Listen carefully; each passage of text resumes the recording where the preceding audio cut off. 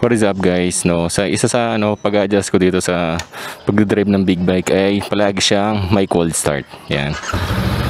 Yan. Medyo mataas yung minor niya, kailangan painitin muna natin.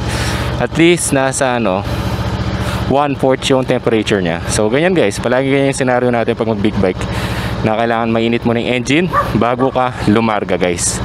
Yung talaga yung pinaka nito. Yan. So wait lang natin.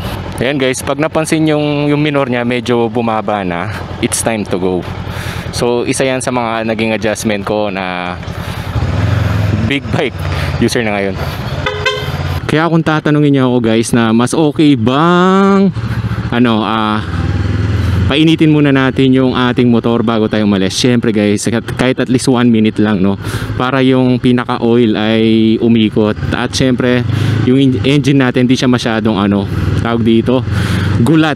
Di ba parang gising mo lang yan guys, hindi naman agad, di ba, tatayo ka agad magtatrabaho. Kailangan mo munang mag-unat-unat guys, di ba? Kailangan mo may warm up. Yan, cold start yung tawag naman dito. Parang pinaka warm up niya rin guys, bago mo siya talaga gamitin, para at least safe ang ating makina guys. Yan.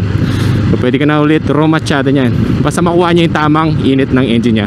Napansin nyo guys, yung temperature natin nasa kalagitnaan, nasa all goods yan. Pwede na tayong bumiyahin yan. At mararamdaman mo naman yan guys sa kanyang minor, no? Sa una talaga mataas yung minor niya, lalo na pag umaga guys.